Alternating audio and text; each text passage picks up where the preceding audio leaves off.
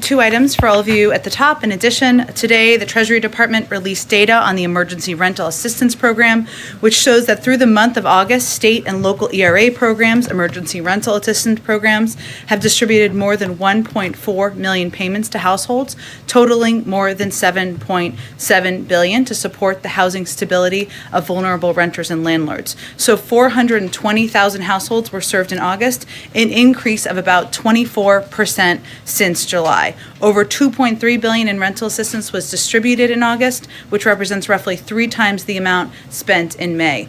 We expect distribution progress to continue, but even if this pace simply maintains, it would mean 3 million payments to renters in need and $16.7 billion in emergency rental assistance spending, which would have a very meaningful positive impact on 2021.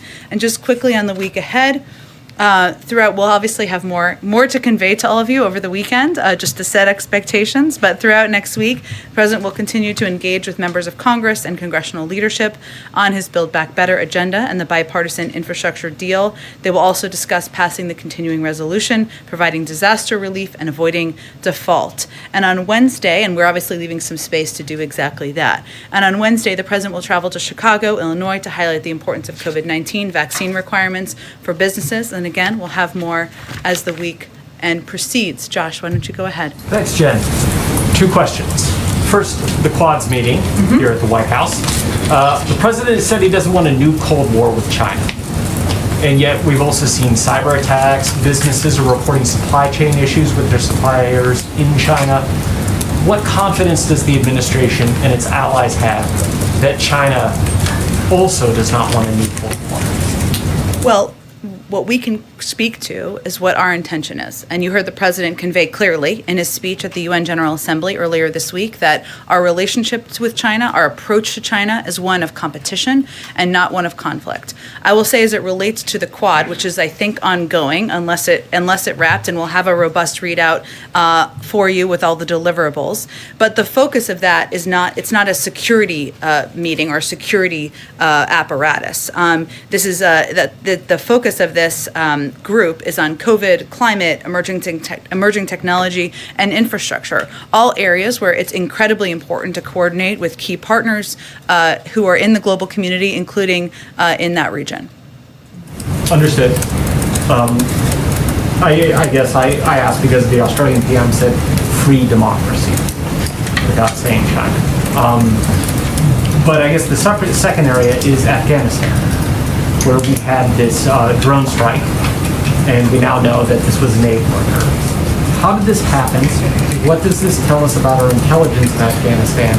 And what are the procedures for accountability going forward? Well, I know last Friday, the Defense Department did an extensive briefing on this and put out an extensive statement where they conveyed clearly that this was a horrible mistake, that this was a tragedy, as is the loss of civilian life in any occasion, and certainly in this case. There's also been they also announced that they would look back at the CENTCOM review that they announced last week. So that is a process that would be ongoing and undergone at the Department of Defense. I would note, and I'm not sure if this was exactly your question, but some have asked about what it means for our over-the-horizon capabilities and capacities, and I don't know if that's what you were getting at. As we look to Afghanistan, as we look to preventing terrorists from threatening our partners or even threatening our homeland. One, of course, we watch that closely from our intelligence community. They do regular briefings, as you've seen on the Hill. But also, over-the-horizon capacity is not the same as steps that were taken, as it was in the case of this drone strike or the strike before it, where our troops are threatened on the ground and where immediate action needs to be taken in order to prevent or attempt to prevent their lives from being threatened. Obviously, this was a horrific mistake. Over the horizon capacity, you have more time to consider, to look at targets, to consider intelligence, and that's the difference in how we would approach it moving forward. But there would be a look at the CENTCOM review, and that's something that would come out of the Department of Defense. I just want to jump around because I promised I would. Okay, let's go to Al Jazeera first. Yes, thank you. Hey, I've been trying to ask this question for months. I appreciate you taking it. It's a freedom of the press question. Members of the administration, you recently this week talked about the importance of journalism to democracy. The president also made a point of saying his presidency was different from his predecessor. So why is President Biden keeping the Trump-era charges against Julian Assange? Why is he allowing the prosecution from publishing the truth about human rights abuses in Iraq, Afghanistan, and Guantanamo? And does the president believe the ongoing detention of Assange is reasonable, even moral, given the transparency delivered and the greater good served? Well, I don't have anything new to say on Julian Assange, and I would point you to the Department of Justice on that.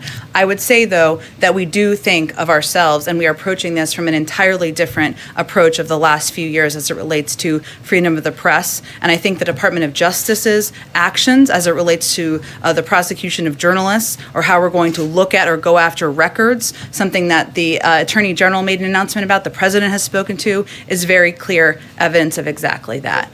See this as a freedom of press issue with respect to Assange? Again, I have nothing new to speak to on Julian Assange. This is something that I emailed you about months ago, so there's been time to I understand. discuss this. I understand. I don't have a new comment from here. Go ahead. Don't want to touch this. I have one more. Sure, I've been go waiting ahead. months. Go Okay, ahead. Thank you. We've talked about the images that the Al Jazeera footage exposed with respect to the horses along the border, the pain that conjures up for African Americans in this country. The president has condemned this, but the president has also promised African Americans in this country that he had their back.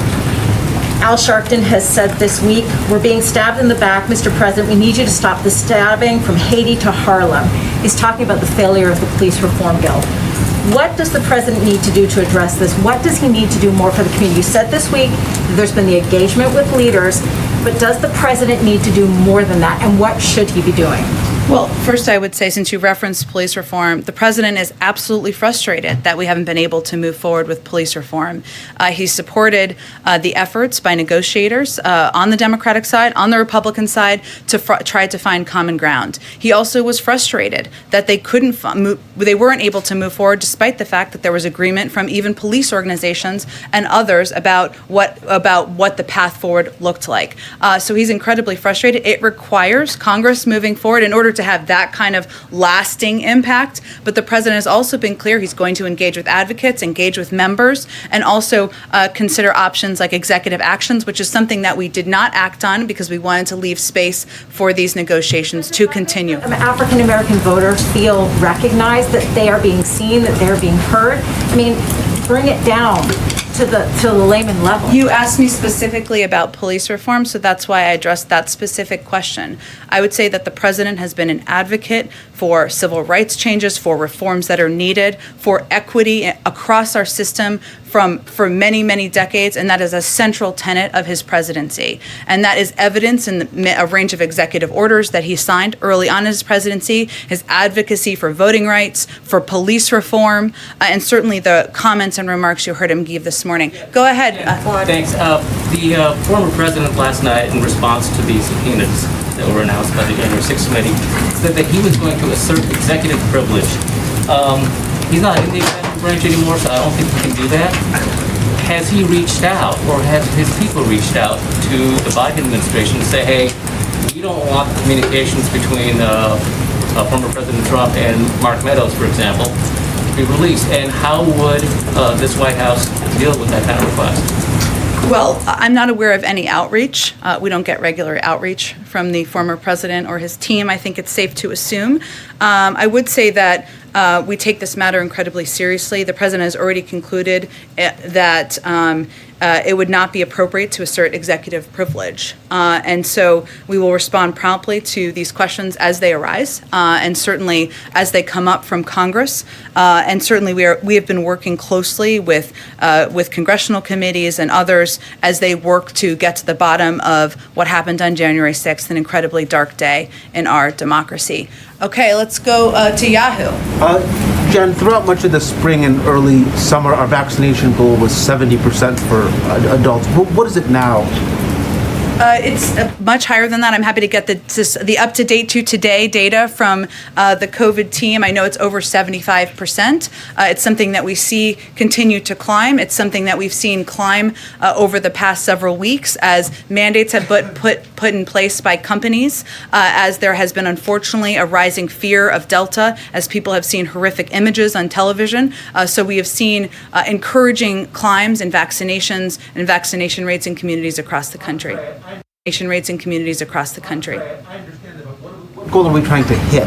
When will we know that we've succeeded in our vaccination? We're going to effort? try to get as many people in the country vaccinated as humanly possible. We're not going to put an end limit on that. It's a continuing work, a continuing top priority of this administration. Shelby, go ahead.